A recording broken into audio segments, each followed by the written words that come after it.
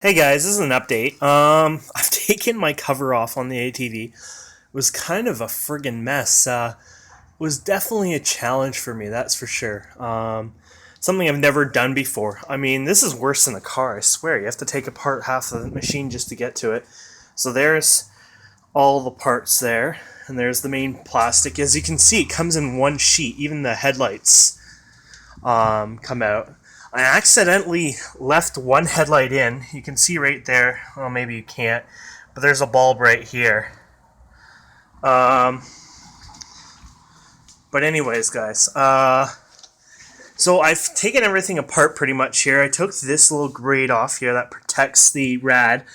This is as much dirt as there was in the rad. Inside the rad, it can be cleaned a bit, but honestly, the rad is clean. It's not caked up. It's pretty clean, definitely. So I'm pretty sure it wasn't the rad that was having a problem. So the two main things that people are bringing up, which could be the problem, is that there was air inside the rad, and apparently you're supposed to elevate, I think, the back or the front. I'll have to relook up the instructions. But you're supposed to elevate it, and when you're filling it here, you're supposed to elevate it so the air kind of like bubbles out. That I did not do. So that is one of the things that some people are saying that could be the issue. Though, can it do as much damage as it did, like 20 kilometers, a full thing, and boil off? I don't know. I don't believe it could be that bad, but maybe it can. The second thing that people were saying is there could be a leak. Though I don't think there's a leak, there's a possibility there could be a leak anyways. I don't think there is a leak, but some people suggested it may have a leak. So that's one of the possibilities anyway. So this is my teardown. Here, I can show you the lights. So here's the lights here. And you can see I took it off here, but I tore up the headlight here. Here it is. I took it out, but I guess I didn't pull it out all the way, and when I pulled the plastic away, it went there. Oh, look at that. Nice long fingernail. Gross, huh? Gets worse when you're working with this crap. Kind of pushes back your nail and makes it look whiter. But anyways, not too bad. It's the first time I took the cover off. Now that, I broke the one light, I'm thinking of buying those HID lights, the HIDs or whatever.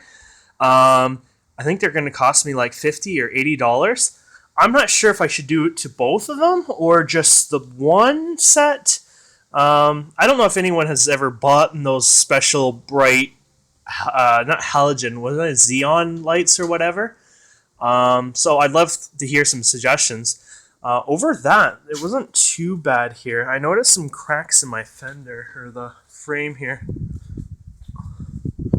There was a couple cracks. Oh, there was one thing I was a little upset by. So over here, this is just normal. This is dirt here. But there is a washer that goes on the other side, and you can see that's pretty thick looking there.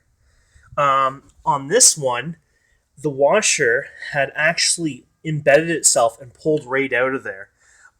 So I'm guessing I should replace that with a bigger size washer. Same size in the middle around the screw, but a lot bigger to prevent it from coming out anymore from there. Also, there is a crack here somewhere. Oh, here, I don't know if I can show you there. There's a crack right there. It's around the gear shift there. It goes around. I'm not sure how bad a crack that is. I don't think I can really replace it either because of its location. Like, you can't really fix it up with ties or anything. I'm guessing it's not a really bad spot and it should be fine, but I'm not quite sure. And there was another crack down here, right there. So, yeah, there was a few definite cracks on here and little defects that I found on the actual casing, but so far, everything's fine. I had one more question, too, and I believe this is what they call the blower here. And if I turn the machine on, that's the blower. Now, I'm a little confused. What is that for? Does that blow? Is this the belt right here? Is this where the belt is? Because I guess that's where it goes to. I think so. Yeah. So I guess that doesn't have to be purified air for that belt. I thought all this had to be. And this is the air take. I don't know where the air goes into that, to be honest. Oh, okay, here we go. So this goes in here, it goes around, it filters, and then the dead center, this one goes down into the actual engine. Oh, okay. So I guess this is the belt. I don't know what kind of belt they call it, a timing belt or something, I don't know. But this must be the belt. And I guess it doesn't have to be purified air, because they don't seem to throw it through the purifier. So that's interesting. And here is the actual intake of that there on the right. So yeah, that's so far what it looks like taken apart. I don't see any tears or ripping anything. I followed the hose here. The hose is definitely dried up here. There's no liquid as far as I can tell going through here right now. I don't know if that hose is supposed to look so greenish and cloudy like that. I don't know if that's bad or good or what's going on there, if that's normal. But I guess the next thing I'll do is test the fan. The fan works, I know that, but there's not much of a way to test the RPMs on it. Not like a computer. It doesn't have, I don't think, a third wire for testing that.